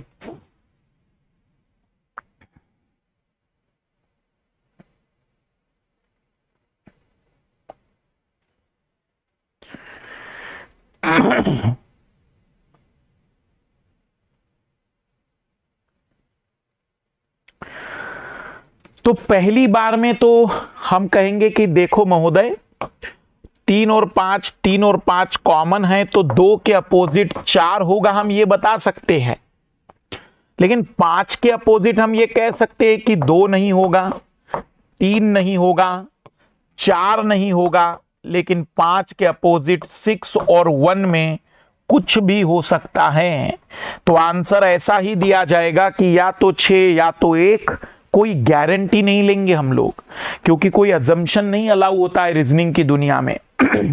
तो हम यहां कोई गारंटी नहीं लेंगे, हम कहेंगे कि यहां पर केवल ये कहा जा सकता है कि या तो 6 होगा या तो 1 होगा। तो 5 के अपोजिट श्योरिटी नहीं अगर ऐसा कोई सवाल आ जाए। बट एक और बढ़िया सवाल इसमें बन सकता है, कभी कभी एग्जामिनर एडजेसेंट का सवाल आपसे पूछता है, निकटतम का सवाल आपसे पूछा जाता है कि एडजेसेंट कौन सी संख्या होगी, निकटतम कौन सी संख्या होगी, लाइक दिस। बढ़िया और खूबसूरत सवालों में एक और सवाल आपके सामने है। Now in this question examiner not ask opposite to any particular number. While examiner ask what is the value, possible value in the place of question mark, इसमें आपसे नहीं पूछा जा रहा है कि 6 के विपरीत या 5 के विपरीत क्या होगा, नहीं महोदय। यहां पूछा जा रहा है कि इस एडजेसेंट वाले सतह पर क्या होगा, इस निकटतम वाली सतह पर क्या होगा। तो आपको मैं ऑप्शन भी दे रहा हूं, मुझे आप बताइएगा कि आपको क्या लगता है कि कौन से 2 नंबर वहां एडजेसेंट पर आ सकते हैं। जरा इस पर गौर करिएगा।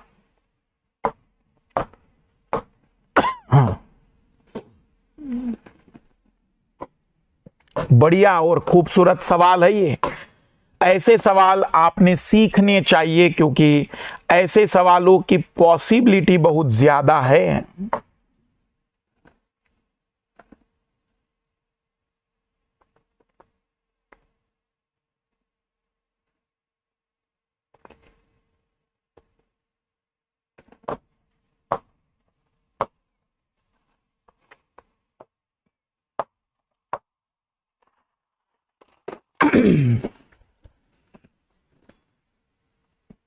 बताइए, ये नए सवाल है, अब ये नए पैटर्न है, इसमें हम सवाल देखेंगे, बड़े खूबसूरत सवाल बन सकते हैं इसमें।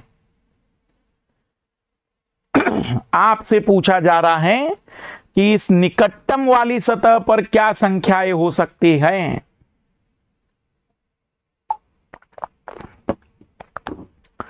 इस एडजेसेंट वाली जगह पर आंसर एबीसीडी के रूप में चुनिए और मुझे बताइए कि एबीसीडी के रूप में आपको क्या लगता है कि क्या आंसर होगा।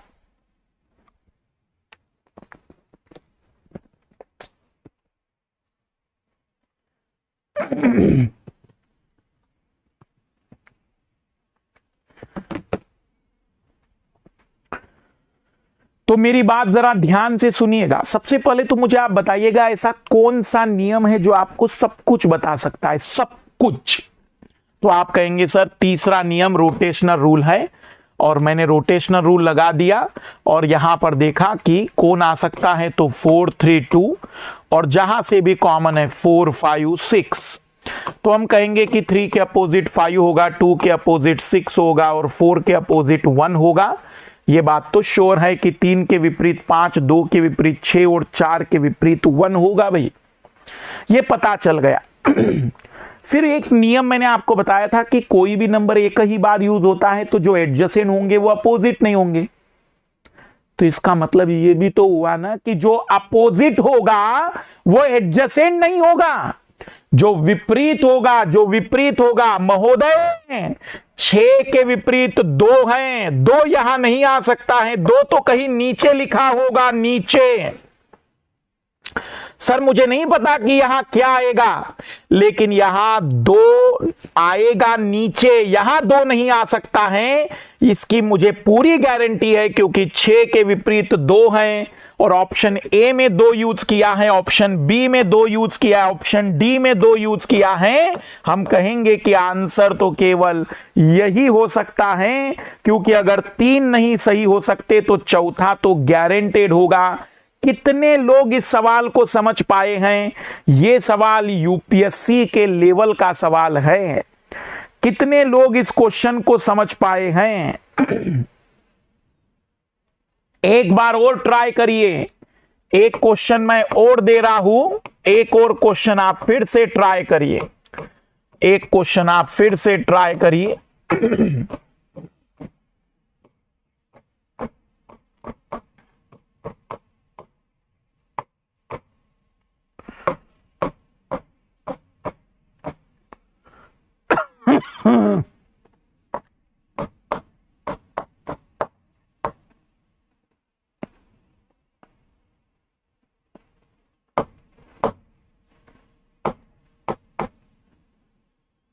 उस क्वेश्चन मार्क वाली जगह पर बताना है।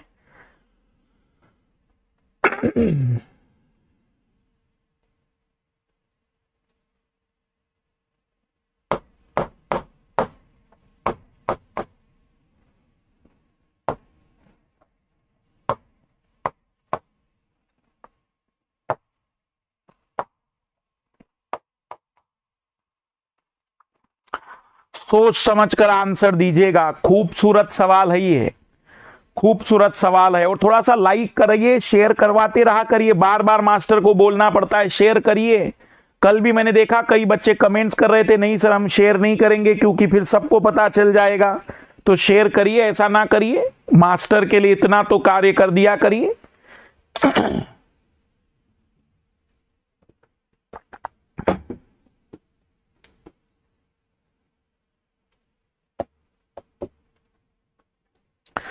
और बढ़िया सवाल है, प्लीज कोई जल्दबाजी ना करिए, प्रॉपर तरीके से एक आंसर निकालने की कोशिश करिए इसका।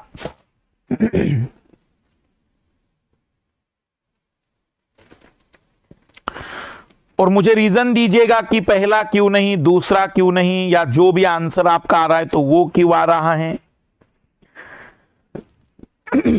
इधर ध्यान दीजिएगा सभी लोग प्लीज।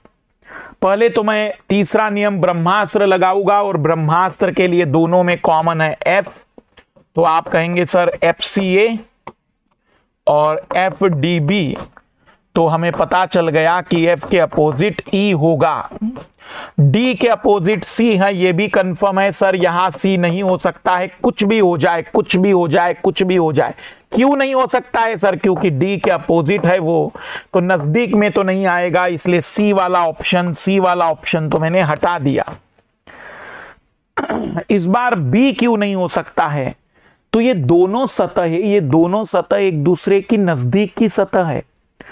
ये जो दोनों सरफेस के क्वेश्चन मार्क है ने, दोनों एक दूसरे के एडजेसेंट हैं, ये दोनों एक दूसरे के निकटतम हैं, ये दोनों एडजेसेंट है। क्या यहां कोई अपोजिट वाली जोड़ी आ सकती है?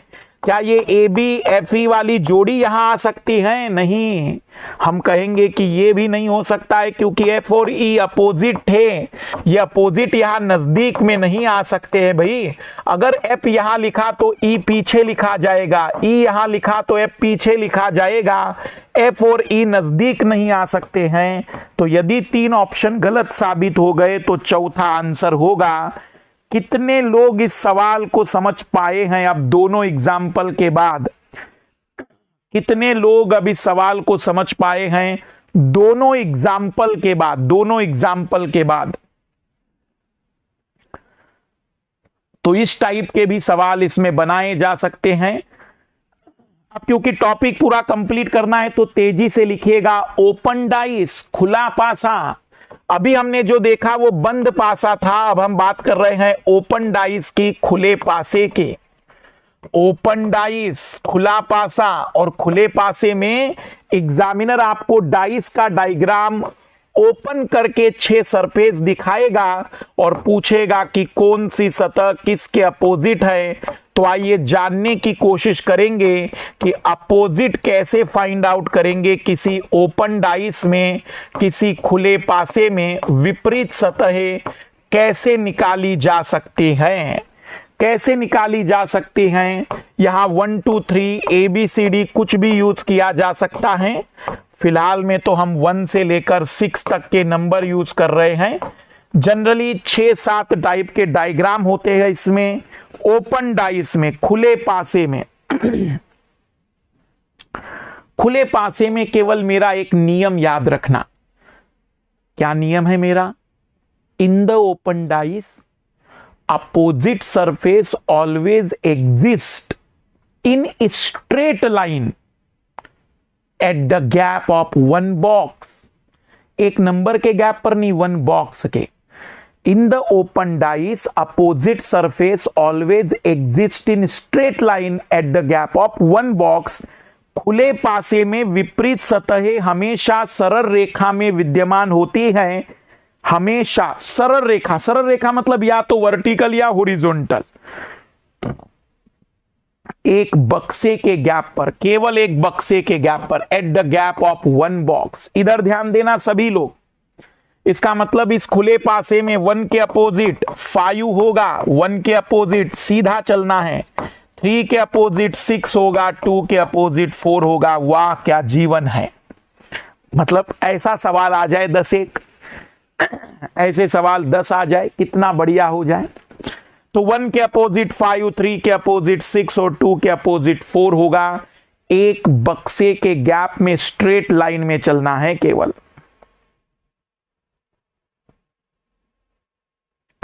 यहां पर 1 के अपोजिट 3, 1 के अपोजिट 3, 4 के अपोजिट 6, 1 के अपोजिट 3, 4 के अपोजिट 6 और 2 जोड़ियां अगर दिख गई ना, तो तीसरी ना भी दिखे तो अपोजिट मानी जाएगी, तीसरी जोड़ी ना भी दिखे तो अपोजिट मानी जाएगी, अपोजिट होगी, विपरीत मानी जाएगी।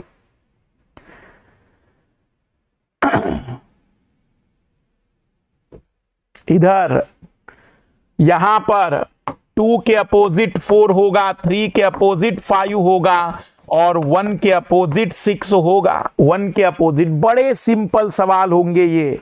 केवल इतना सा नियम पता चल जाए कि विपरीत सतह हमेशा सरल रेखा में होगी, वो भी एक बक्से के गैप पर, एक डब्बे के गैप पर। बट ऐसा नहीं कि केवल 3 चित्र होते हैं, अभी और 3 चित्र मैं दिखा रहा हूं और 3 डायग्राम दिखा रहा हूं ओपन डाइस में। कभी कभी एग्जामिनर ऐसे ओपन डाइस भी देता है आप लोगों को, ऐसे खुले पासे के चित्र भी देता है।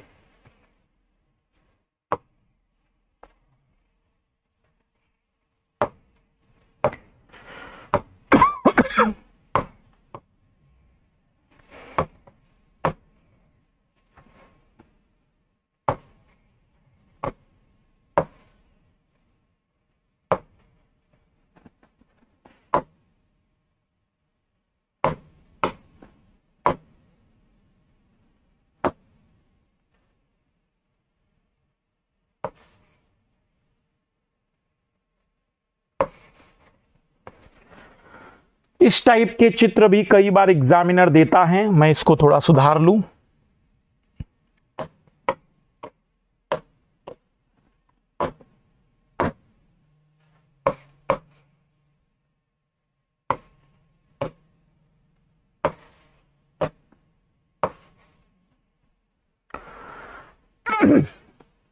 और फिर कभी कभी एग्जामिनर ओपन डाइस में ऐसा भी चित्र दे सकता है, खुले पासे में ऐसा भी चित्र दे सकता है।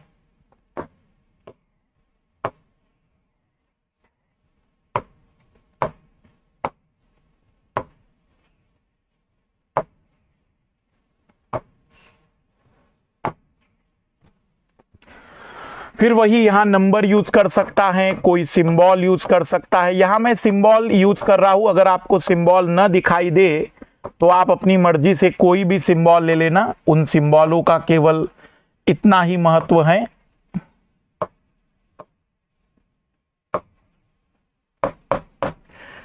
कि कोई ना कोई एक सिंबल हमें याद रखना है।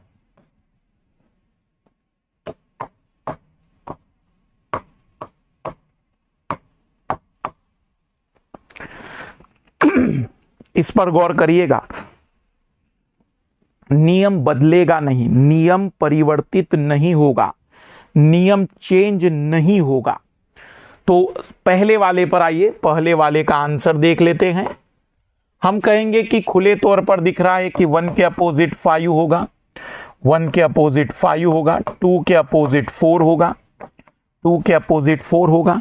तो आप लोगों ने कभी लिफाफा देखा होगा, लिफाफा। जैसे सोचो कि मेरे पास एक पेपर है, आप सोचिए कि एक मेरे पास पेपर है, इमेजिन करिए कि पेपर का बना हुआ है। तो ये पेपर का बना हुआ है, तो मैंने इसको फोल्ड कर दिया, इसको मैंने फोल्ड कर दिया, वैसे ही इधर से भी फोल्ड कर दिया। सोचिए कि ऐसे हम अगर इसको फोल्ड कर दे, इमेजिन करिएगा मेरे साथ, तो अगर आप देखेंगे कि अगर आप इसको फोल्ड कर देंगे तो ये ट्राइंगल यहां 3 के ऊपर यहां आएगा। इसको आप फोल्ड करिए, 5 वाले को फोल्ड करिए तो ये ट्राइंगल यहां पर आएगा। यहां पर फोल्ड करेंगे तो ये ट्राइंगल यहां पर आएगा, और ये ट्राइंगल इस तरीके से 3 के ऊपर एक सरफेस बनाएंगे, और इस बार 3 के अपोजिट एक ऐसी स्पेशल सरफेस बनेगी जो 4 ट्राइंगल के जुड़ने से बनी होगी, 4 ट्राइंगल के जुड़ने से बनी होगी। 3 के अपोजिट 6 नहीं होगा, 3 के अपोजिट 6 नहीं होगा, बल्कि 3 के अपोजिट ये चारों ट्राइंगल होंगे। इस बार इस एग्जामिनर ने क्या किया है, इस बार इस एग्जामिनर ने इसको ऐसा क्रॉस लगाया है, इस एग्जामिनर ने ऐसा क्रॉस लगाया है। मतलब अगर मैं आपको दिखाना चाहूं तो इस एग्जामिनर ने इस तरीके से क्रॉस लगाने की कोशिश करके इस ट्राइंगल को इस तरीके से बनाने की कोशिश की है। इसका मतलब एक सरफेस को 4 ट्राइंगल में कट कर दिया है। तो वैसे ही 1 के अपोजिट 5 होगा, 2 के अपोजिट 4 होगा, और इस बार देखना इस वाले स्क्वायर को फोल्ड करेंगे तो ये वाला हिस्सा यहां पर आकर गिरेगा, ये वाला हिस्सा यहां पर आकर गिरेगा, ये वाला हिस्सा यहां पर, और ये वाला हिस्सा यहां पर। और इस बार 3 के अपोजिट में आपको ये सरफेस दिखाई देगी इस तरीके से। यहां पर नॉट इक्वल आएगा, यहां पर परसेंटेज आएगा, यहां पर ट्राइंगल आएगा, और यहां पर सर्कल आएगा। तो हम कहेंगे कि 3 के अपोजिट ये चारों के चारों डायग्राम आएंगे।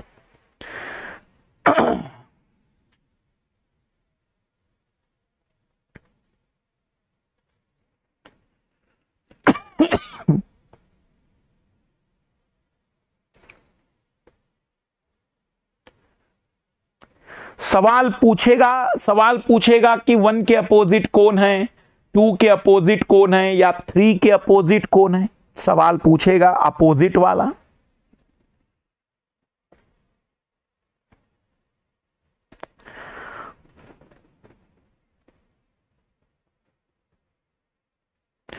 धन्यवाद धन्यवाद। इधर ध्यान देना, 1 के अपोजिट 3, 2 के अपोजिट 4। यहां गौर करिएगा सभी लोग, ध्यान से सुनना। ये आधी सरफेस है मेरे लाल लालियो, आधी सरफेस है, ये आधी सरफेस है। जब आप इसको फोल्ड करोगे ना, जब आप इसको फोल्ड करोगे तो ये दोनों नजदीक आ जाएगी। जैसे सोचिए कि इस वाले को मैंने तोड़ दिया, ये चारों सरफेस, ये वाली और ये चारों सरफेस लाइन से आ जाएगी। लेकिन ये वाली सरफेस को मैंने यहां से बीच में से कट कर दिया हो तो आधा हिस्सा ऊपर चला जाएगा, आधा हिस्सा नीचे आ जाएगा। तो ये लेटरल सरफेस है, दोनों साथ साथ लेटरल सरफेस है। तो इन दोनों को जोड़ देंगे तो दोनों एक कंप्लीट सतह बनाएंगे, कंप्लीट सतह दोनों मिलकर, और वैसे ही दोनों मिलकर कंप्लीट बनाएंगे और वो दोनों सतह एक दूसरे के विपरीत होगी।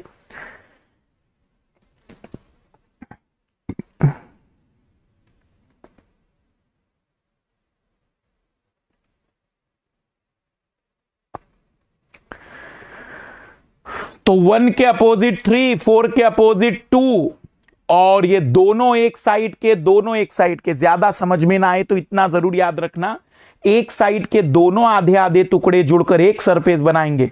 कोई ए के अपोजिट सी नहीं कहेगा, इस सरफेस के अपोजिट ये सरफेस कहलाएगी, क्योंकि सतह के विपरीत सतह होते, टुकड़े नहीं होते किसी के विपरीत। तो याद रखना ये वाला पॉइंट भी। तो इस टाइप के ये 3 डायग्राम, तो पहले ये 3 डायग्राम ओपन डाइस में, या फिर ये 3 डायग्राम। लेकिन यदि स्मार्ट एग्जामिनर है तो इसमें एक बढ़िया सवाल बनाया जा सकता है। और वो सवाल क्या होगा? स्मार्ट एग्जामिनर हुआ तो वो आपसे कहेगा कि यदि इस ओपन डाइस को क्लोज किया जाए, यदि इस खुले पासे को बंद किया जाए, ओपन डाइस को क्लोज किया जाए, तो कौन सा चित्र इसी पासे का माना जाएगा? कौन सा डायग्राम इसी पासे को दर्शाने वाला माना जाएगा? मतलब क्लोज डाइस से ओपन डाइस का प्रश्न। ABC, CDE, DEF, ABE। बताइए, यदि इस ओपन डाइस को क्लोज किया तो कौन सा चित्र इसी पासे का माना जाएगा?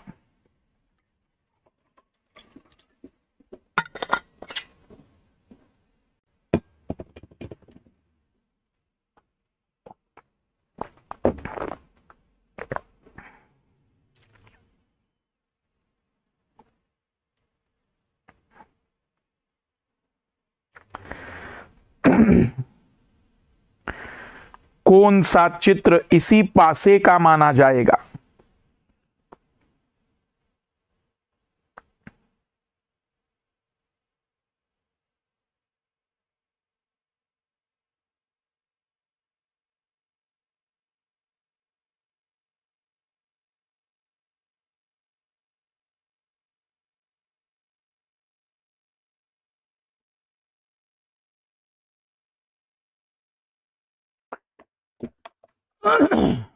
बहुत ही बढ़िया। इधर ध्यान दीजिएगा, इधर ध्यान देना।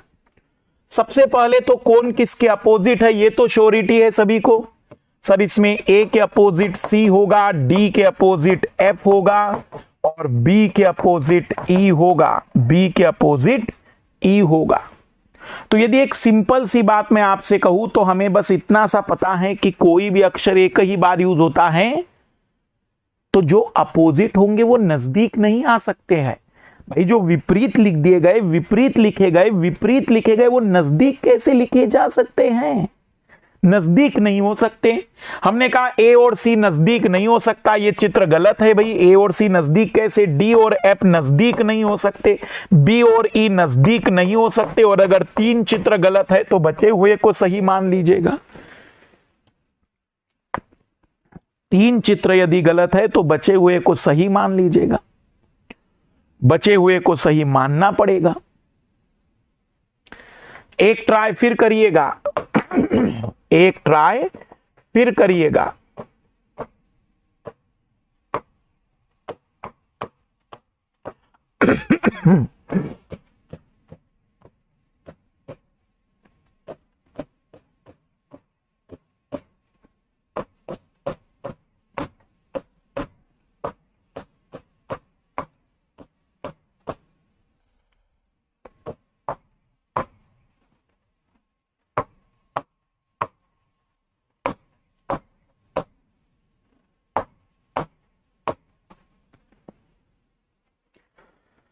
बताइए कौन सा चित्र इसी के लिए माना जा सकता है?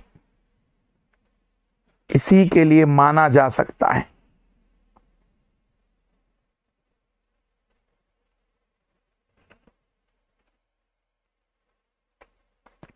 बस ज्यादा नहीं, 5-10 मिनट की क्लास बची है। 5-10 मिनट, चैप्टर पूरा कंप्लीट करके ही जाएंगे, चैप्टर पूरा कंप्लीट करके ही जाएंगे।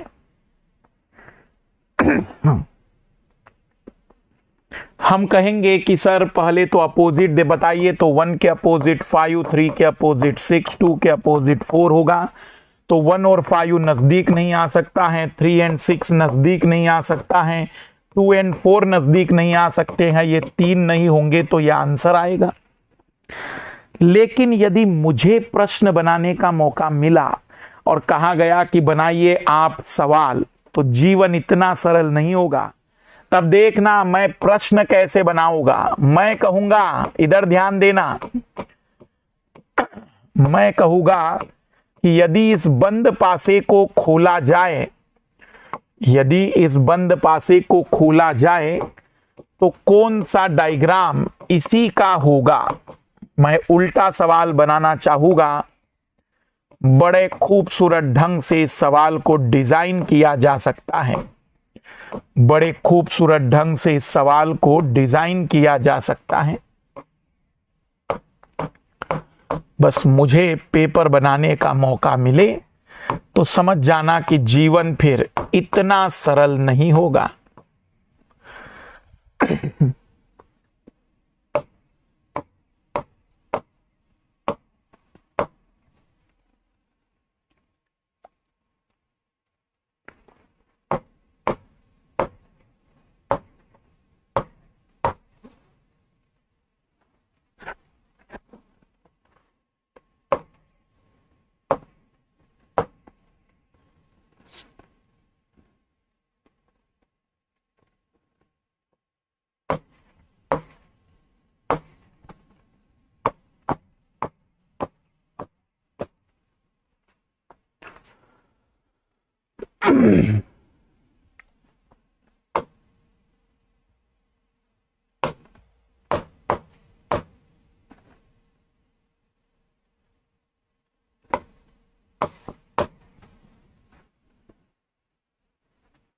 बताइए अब आप लोग क्या चुनेंगे आंसर के रूप में।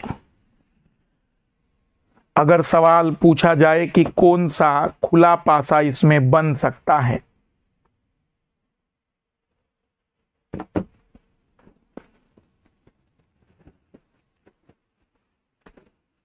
पासे में अगर कोई थ्योरेटिकल सवाल भी आ जाए तो इतना जरूर याद रखना कि पासे में या तो हम अपोजिट बता सकते या एडजेसेंट, लेकिन हम ये नहीं बता सकते बिना चित्र को देखे कि दाएं बाएं कौन होगा।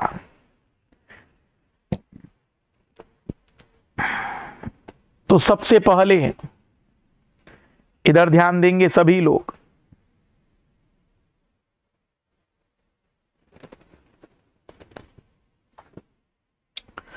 सबसे पहले तो ब्रह्मास्त्र लगाएंगे। क्यों ब्रह्मास्त्र लगाएंगे?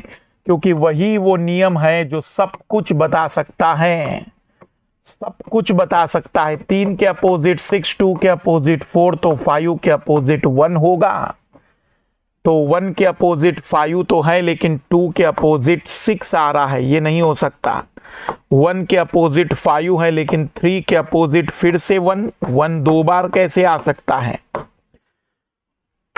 2 के अपोजिट 4 है, 3 के अपोजिट 6 है, 1 के अपोजिट 5 है, 1 के अपोजिट 6 नहीं हो सकता। आंसर आना चाहिए था कि सी वाला डायग्राम अपोजिट पेयर के अकॉर्डिंग कंडीशनों को सेटिस्फाइड कर रहा है। तो एक बड़ा और खूबसूरत सवाल है ये, ऐसे सवाल भी बन सकते हैं। और इसी के साथ पासा नाम का दूसरा टॉपिक कंप्लीट होता है। रीजनिंग में कल से लेकर अभी तक 24 घंटे में 6 घंटे पढ़ाया है मैंने आप लोगों को यूट्यूब पर। तो इसमें रीजनिंग का दूसरा टॉपिक भी कंप्लीट हो चुका है। अब आप रीजनिंग में कैलेंडर और डाइस के सवालों को हल करना शुरू करिएगा। नेक्स्ट फ्राइडे और सैटरडे में हम लोग 2 टॉपिक और कवर करेंगे। तब तक पढ़ते चलिएगा, रिवीजन करते चलिएगा, शेयर जरूर करते चलिए और लाइक जरूर करते चलिएगा। और थोड़े से आप लोगों के जो भी इसमें सीसेट में कोई भी डाउट होते हैं, जैसे डाइस से जुड़े हुए जो डाउट आ जाए, प्रॉब्लम आ जाए, तो आप कमेंट्स कर देना, उसी में हम सॉल्व कर देंगे। तो नेक्स्ट क्लास में देखेंगे आगे की बातचीत। बाय।